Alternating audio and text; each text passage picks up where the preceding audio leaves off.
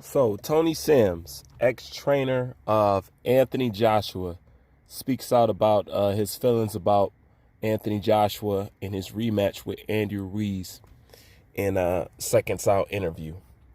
And one thing I just want to say is I've always brought up, and I've done videos on it, some of you have seen it, how I thought that Tony Sims was a better trainer for Anthony Joshua. He kept him humble, he kept him in the foot of reality, and he kept him knowing where he was at truthfully.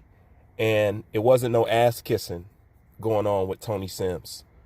Tony Sims was actually hard on Anthony Joshua and always told him that he had a lot to work on. And when I mentioned that he needs to get back with Tony Sims, a lot of people was telling me that he was still in the training camp. And, I don't know per se because I'm not over there in the UK. So I go on a lot of my UK, subscriber base to keep me informed with certain things, because certain things I just don't know because I'm over here in America. But it comes to find out that Tony Sims is actually not with the camp, So I just figured that out watching this, because for the most part, people was telling me that, Rob McCracken took over as head trainer, but Tony Sims is still part of the training camp. He hasn't been with that training camp for quite some time, so Tony Sims is not in a training camp with Anthony Joshua, and it shows, because I don't see a lot of stuff happening with Tony Sims, since still being up there. The guy really doesn't get the credit that he actually deserves. But I was always mentioning how he needs to go back to this guy because the style and the way he was teaching him was good. Which brings me back to the point where Anthony Joshua says loyalty over experience. If that was the case, then, and if you're so loyal to Rob McCracken, where was the loyalty to Tony Sims? And why is he not part of the team? That's really what I want to know, is why did you stop working with Tony Sims, or why did you get rid of him completely? Because if you're talking about adding on a trainer to Rob McCracken, you had Tony Sims there. So how come Tony Sims is not back in that team, or why wouldn't you go back and get him? I just think, my honest opinion, I think Tony Sims wasn't kissing ass, and Tony Sims was maybe a little bit too harsh on Anthony Joshua, but I think it's only because he wanted him to improve. But anyways, he goes on to talk in this interview, talking about how he wouldn't take an immediate rematch, how he would like him to get a couple warm-up fights for that happens. And I understand what he's saying, and he's right. But in this aspect, he's wrong, because those belts are not going to wait around. Actually, the people and all the forces against Anthony Joshua are hoping that he takes some warm-up fights. So basically, those belts will be lost forever, and that'll basically destroy all the hard work he's done by just going around collecting all the belts. So I agree with him in the aspect of training. He is correct. But for this situation, no. Anthony Joshua needs to throw himself back in, because truthfully, he has enough in his toolbox to beat Andy Ruiz. Even if he's not a better boxer than him, even if his hands are slower, he has all the tools to beat Andy Ruiz right now. I would suggest after this, Anthony Joshua, maybe he could see this camp through with Rob McCracken or who else or whatever. And maybe after that, he needs to go revamp his whole team. I read another article somewhere that they said that Anthony Joshua didn't reach out to anybody for this fight. And I don't think Anthony Joshua will reach out to George Foreman. I think he just said that to be respectful, and he didn't want to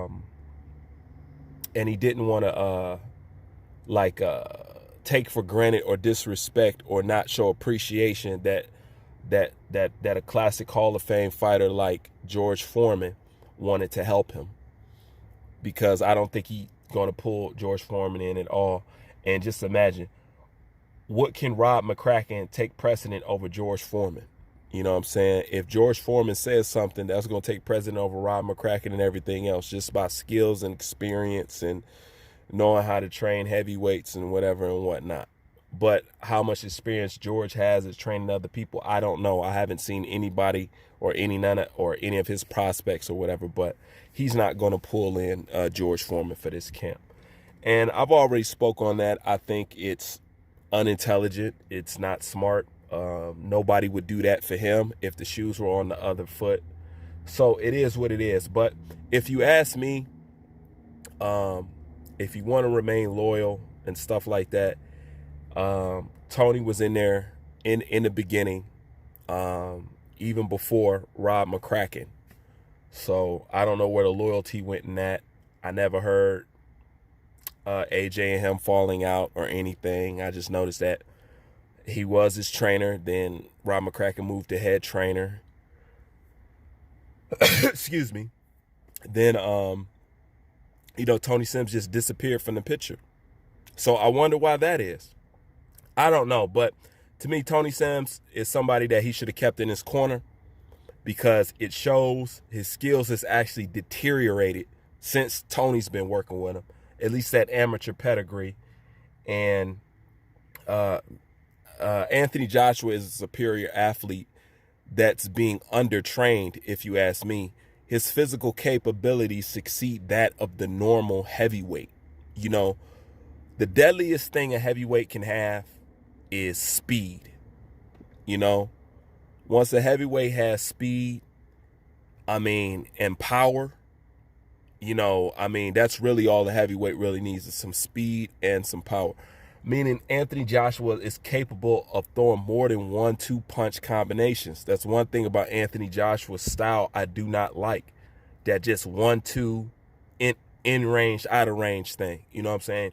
He's capable of throwing combinations. Yeah, he's a big guy, and I know they say heavyweights, but you can't keep defining heavyweights by what would be perceived as myths. Like a lot of people talk about his muscle mass. Let me tell you something about muscle mass, man. I'm so sick of people talking about, yeah, he has all this muscle, that's why he's this and that's why he's that. That's not true. Some people just have better range of motion than other people, And I'm going to give you 2 key examples, okay? And listen close, because these are the best 2 examples that you can get as far as when it comes to muscle and physique. That's not the case with everybody. Number 1, look at Evander Holyfield. Evander Holyfield was more cut up than Anthony Yarde. Believe it or not, he was more. He doesn't have bigger muscles, but he was more cut up than actually Anthony Joshua. The dude was training with Lee Haney. You know what I'm saying? He was cut the fuck up. Evander Holyfield didn't have none of those problems. None of them. So I don't want to talk about all those muscles take up all that oxygen he's carrying around, all that water weight. Evander Holyfield did not have that problem at all. So if that's the case, then how can you say that about Anthony Joshua when you have a fighter that you can look at like somebody like Evander Holyfield? The second person I'm going to bring up, as far as range of motion and flexibility, perfect example, Michael Jai White.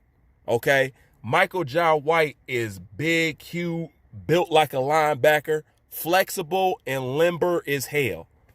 Can do the splits, elaborate kicks, all that stuff. He's in the martial arts. So that goes to show you, if it's just about muscle, and Michael Jai White is muscle bound. Of course, he ain't muscle bound like he used to be when he was in his younger days, but he's still a big dude. You know what I'm saying? He's still huge. But he's very flexible, he's very limber, and he's fast. So if it's true what they saying about muscles and it restrict range of motion and it makes you slow and it makes you this, then neither Holyfield or Michael Jai White should have been able to do what they do. So those are 2 key examples to show you that it's not about your physique and muscles. Yes, it does take a play, but the same rules don't apply for everybody across the board. That's what I tell people when I train them. What's right for this person might not be right for you. You might benefit more from this exercise than this person will. It's just body structures, body type, genetics, bone structure, what region your people come from, what kind of food they ate, what kind of labor they did. That's getting real elaborate into it, but that just goes to show you that whole muscle thing, that's actually just an excuse. People that saying that same thing about Anthony Yarde, no, that's just training. Because I'm just tired of hearing it that you can't be cut up and be limber and be flexible and have stamina and endurance. That's just not true. You know what I'm saying? It's not true at all. But getting back to Tony Sims, I like Tony Sims. I like his style of training. I would love to see him back in the camp again, but that ain't going to happen. Anthony Joshua first has to come to the realization that he needs help and he needs to change, and he needs to do something different if he wants to continue to excel and climb in this sport, because he still has a whole lot to learn. This is why I was confused how somebody can lose their passion when he's still so green. But I guess when you make that kind of money, that's the kind of thing that goes along with it. But anyways, that's just my thoughts on the subject. Bruce Vane, I'm out.